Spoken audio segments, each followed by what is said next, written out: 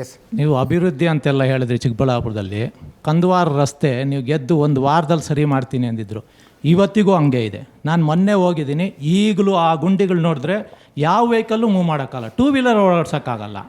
ಆಮೇಲೆ ಒಂದು ಕೆರೆ ಅಭಿವೃದ್ಧಿ ಮಾಡಿಲ್ಲ. ನೀವು ಹೇಳ್ತಿದ್ದೀರ ಎಲ್ಲ ಅಭಿವೃದ್ಧಿ, ಯಾವುದೋ 1-2 ಇದು ತೋರಿಸ್ಬಿಟ್ಟು ಎಲ್ಲ ಹಳ್ಳಿನೂ ವಿಸಿಟ್ ಮಾಡಿದ್ದೀನಿ ಅಂತೀರ. ಒಂದು ನಿಮಿಷ, ಯಾವುದು ಅಲ್ಲಲ್ಲ, ನಾನು ಕೇಳ್ತಿರೋದು ಕೆರೆಗಳು ಯಾವ್ದಾದ್ರು ಅಭಿವೃದ್ಧಿ ಮಾಡಿದ್ದೀರಾ? ಒಂದು ನಿಮಿಷ.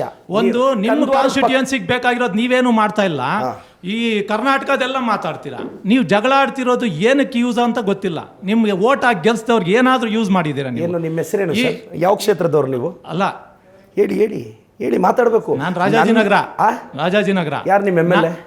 ಯಾರು ನಿಮ್ಮ ಎಮ್.ಎಲ್.ಎ? ಸುರೇಶ್ ಕುಮಾರ್. ಯಾವ ಪಾರ್ಟಿಯವರು? ಅಲ್ಲಲ್ಲ, ಬಿಜೆಪಿ. ಅದೆಲ್ಲ ನಿಮಗೂ ಗೊತ್ತಿದೆ.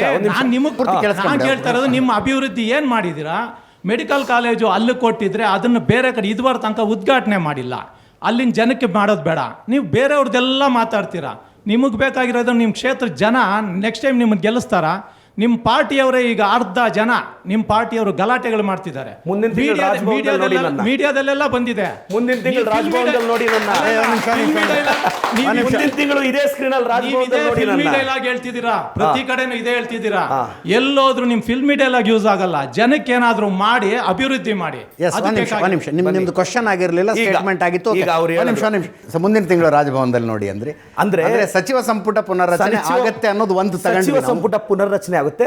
ತುಂಬಾ ಜನ ಪ್ರಮಾಣ ವಚನಕ್ಕೆ ನಾನು ಹೋಗ್ತೀನಿ.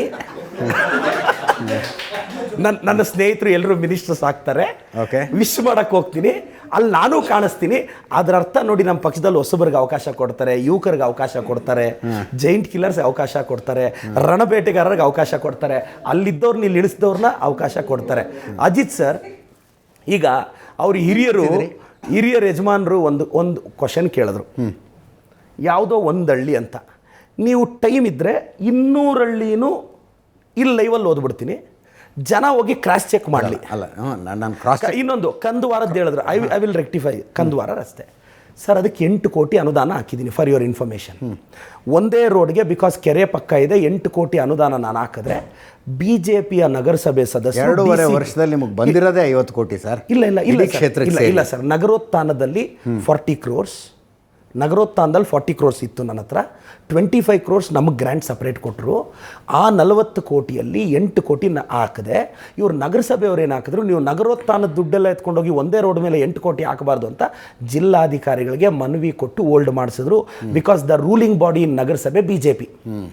ನಾನು ಅದನ್ನ ಅವ್ರು ಏನು ಮಾಡಿದ್ರು, ನೀವು 8 ಕೋಟಿ ಒಂದೇ ರೋಡ್ಗೆ ಹಾಕಬೇಡಿ ಅಂತೇಳಿ ಅವರು 2-3 ಸಲ ಅದನ್ನ ಡಿಲೇ ಮಾಡಿಸಿದ್ರು. ಅದು ಗೊತ್ತಿಲ್ಲದೆ ನೀವು ಸ್ಟೇಟ್ಮೆಂಟ್ ಕೊಟ್ಟುಬಿಟ್ಟಿದ್ರೆ. ನಾನು ಸ್ಟೇಟ್ಮೆಂಟ್ ನಗರಸಭೆಯಲ್ಲಿ ರೂಲಿಂಗ್ ಬಾಡಿ ಬಿಜೆಪಿ ಇದೆ ಅನ್ನೋದು ನಾನು ಅಧಿಕಾರಕ್ಕೆ ಬಂದುಬಿಟ್ರೆ 2 ದಿವಸದಲ್ಲಿ ಅಂದಿದ್ರು. ನಾನು ಹೇಳೋದೀಗ ಇನ್ನೂ ಅರ್ಧ ಗಂಟೆ ಸ್ಟುಡಿಯೋ ಅಲ್ಲಿ ಇರ್ತೀನಿ. ಯಜಮಾನ್ರಿಗೆ ವಿಡಿಯೋ ಇಲ್ಲಿ ಲೈವಲ್ಲಿ ನಾನು ಅಷ್ಟೇ ಭರವಸೆ ಕೊಟ್ಟರು ತೋರಿಸ್ಬಿಟ್ರೆ, ನಾನು ಇಲ್ಲೇ ಈಗ ಯೂಟ್ಯೂಬ್ ಇದೆ ಅವ್ರ ಹತ್ರ, ಅವರು ಈಗ ಇನ್ನ ಸ್ಟಿಲ್ ½ an hour ಇಲ್ಲಿ ಇರ್ತೀನಿ. ಅಲ್ಲ, ಆ ವಿಡಿಯೋನೇ ತೋರ್ಸಣ್ಣ.